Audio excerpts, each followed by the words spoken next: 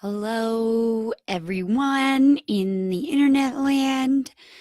It's your girl Meg here, light summoner, life encourager, and life coach, here to talk about habits today. This is our Monday live stream. Welcome. I'm going to do what I usually do at the beginning of this live stream and share it out to everyone, let some people show up here. But if you're here on the replay or live, let me know. Say hello. If you're here for the replay, hit hashtag replay. Love to come back and participate in this conversation with you. So let me get this shared out in a few other places here. If you're just coming on, let me know and we'll get everything up and running here.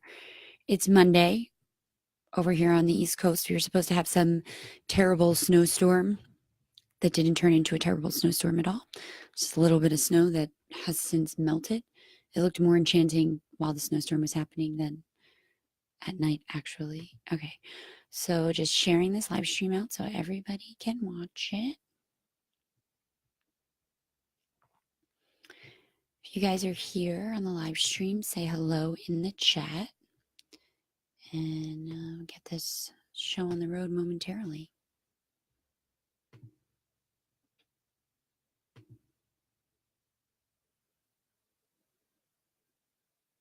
Might be that my computer is having a heart attack right now. Did you ever have so many tabs open on your computer that you're not quite sure how it's going to live? Okay, here we go. Talk to you. All right, I'm going to share this out with everyone and we will be good to go. All right, so today, my friends, we are talking about habits. And habits can be good, right? They can be new and encouraging and supportive. Habits can also be not so great. They can be something that served you once upon a time, but maybe not so much anymore. Hello to those of you who are joining us. Drop your name in the chat. Say hello. Give me a wave. Today we're talking about habits, good, bad, and different. How to create new ones, how to shed old ones, and start feeling better.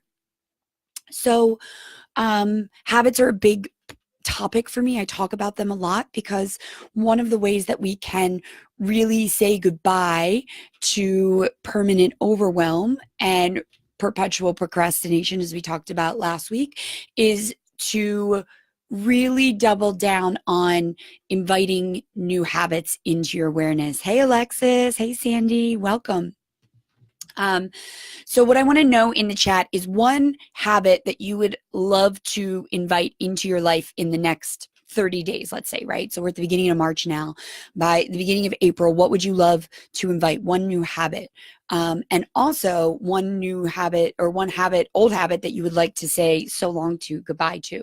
So the habit that I would like to invite into my awareness would be to get back to running. So since I moved back to Philadelphia, my running game has been not on point because I just started running and I was running when it was nice outside and now there's snow and cold weather and I'm using that as an excuse to not run. And I don't want to, I declared this year that I was not going to let excuses be something to keep me from doing what I want to do. So running is the new habit that I would like to invite into my awareness.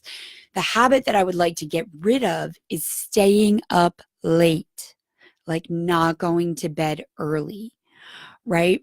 And so we hear a lot about habits at the beginning of the year, in December, in January, even sometimes into February. But by the time March swings around, kind of all that like new year, new you stuff has flown out the window a little bit.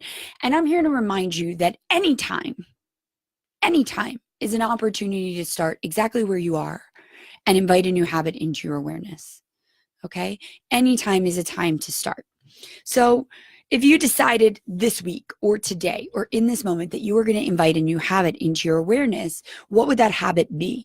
And the next question you need to ask yourself is, what kind of time commitment does this take? How does this fit into what I'm already doing?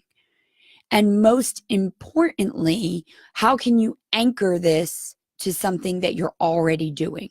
So Alexis shares in the chats, new habits in the next 30 days, being on time and consistently working on my business, right?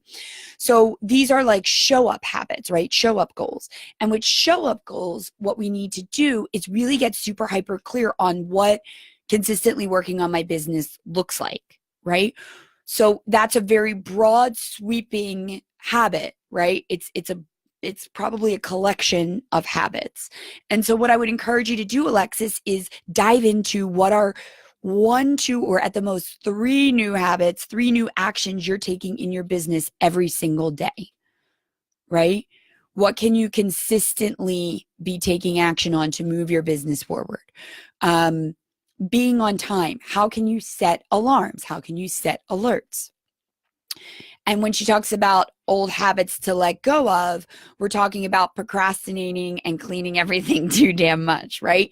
So knowing that you are a procrastinator and knowing what actions are actually fueling your procrastination, whether that's scrolling on your phone or cleaning your house or doing laundry, even though those things need to be done, if there are things that are of priority in your awareness, you need to do them. You need to schedule them in.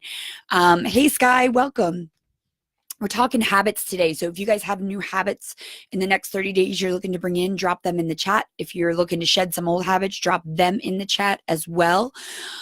What I think is really important is anchoring a new habit to an old habit that you already have. So, for example, one of my new habits this year is to take supplements every single day, because when I take my supplements, I feel great.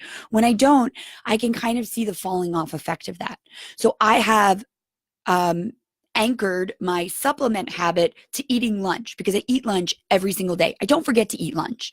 And so I now have a alert in my phone that says, I'm eating lunch. Take your supplements, right? Vitamins. Rituals in the morning. I do rituals every single morning. They are a reminder in my phone so that when I wake up, my alarm goes off and then my ritual alarm goes off. Not that I don't remember to do them, but sometimes the pace of the day can take me away. And so one of the biggest things to remember about habits too is that you don't have to start the whole habit in one fell swoop. Meaning, you want to start running, you don't have to run every single day of the week. You can run one day of the week and next week move it up to 2 days a week, and then hopefully move it up to 3 days a week over time. Like, what can you do to make habits fun? What can you do to anchor them to something that you're already doing? A lot of this is releasing perfection too, because when you start new habits, you're going to fall off. And especially in the beginning. And just because you fall off or miss one place doesn't give you license to beat yourself up or say, oh, fuck it, this doesn't work for me. It is an invitation to begin again. And in that beginning again is where your resilience and your tenacity is really forged, right? It's where that grit is really forged. It's where you say to yourself, I can exercise self-compassion and own the fact that I am absolutely, totally imperfect. And that's okay.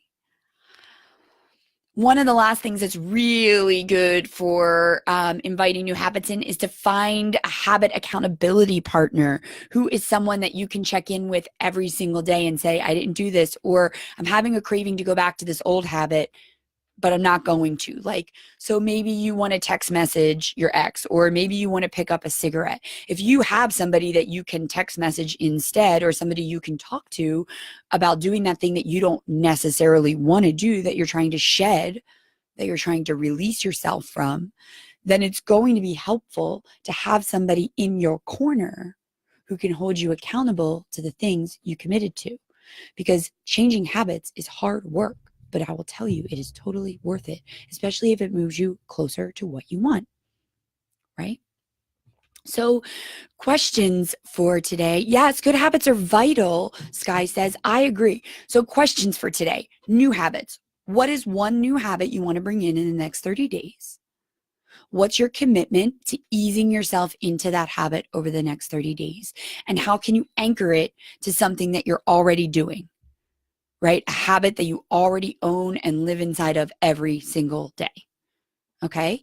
And then for shedding old habits, what are they? What are the things that you want to get rid of? Pick one for this month. All right. If you get rid of that one, then you can own another one. But start with one. Okay. Start simple. If you want to get rid of one habit that isn't serving you, what is it? Where does it show up? Kind of diagnose it. How does it show up? What are the triggers for that habit? You know, if it's something like self-soothing, like with food or, you know, other type of substances, when does it show up? What are the triggers? So that you can start to notice. So for example, Alexis said procrastination.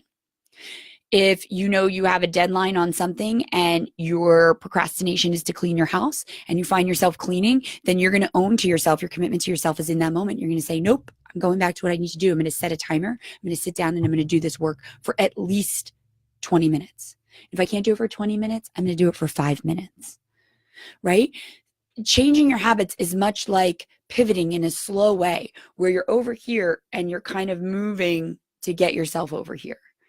And it doesn't have to be this ginormous thing that pulls you apart. You don't have to burn everything down, but you do need to ease yourself in with a gentleness or ease yourself out with a gentleness and really exercise heaping doses of tenderness with yourself, heaping doses of self-compassion, because you will fall off of your habits, but that doesn't give you license to stay off, especially if it's something that you want.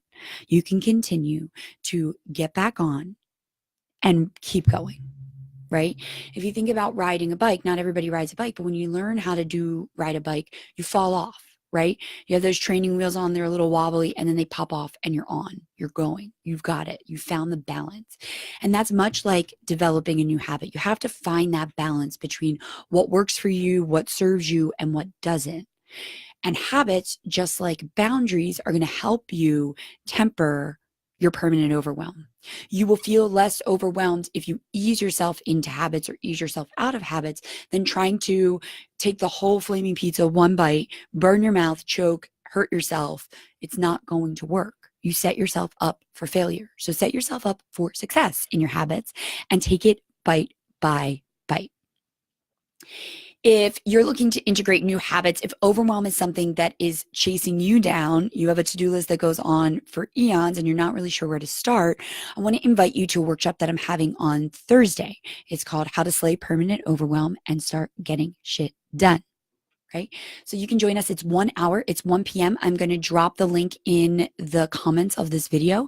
So you'll be able to sign up there. I hope that you'll come and hang out with us and join us. We've had great groups for the last couple weeks of people that are interested in saying goodbye to overwhelm and saying hello to more peace, serenity, vitality, feeling good, right? Not always feeling like they're messing things up.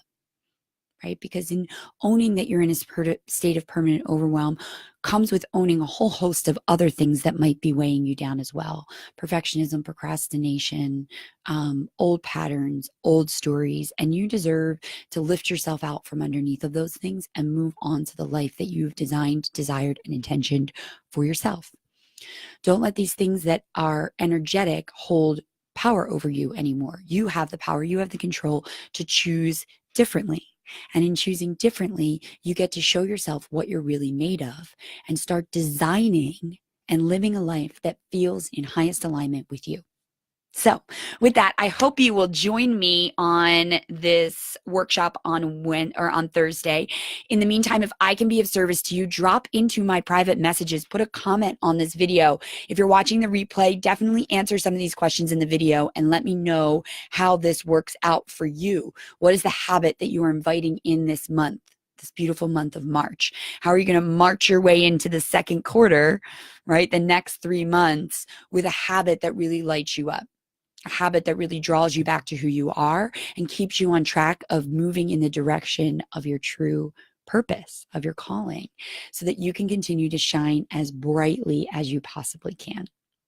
I love doing these lives with you. I'll be back here on Wednesday for another one. We do them Monday, Wednesday, and Friday at 12:30, a little lunch break for you. So be sure to check back here, subscribe to the notifications, do all that fun stuff.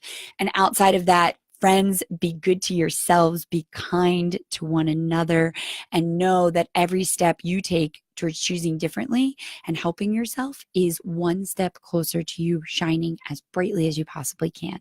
It's my honor and my privilege to walk this path with you, and I'll see you back here on Wednesday. Be good to yourselves.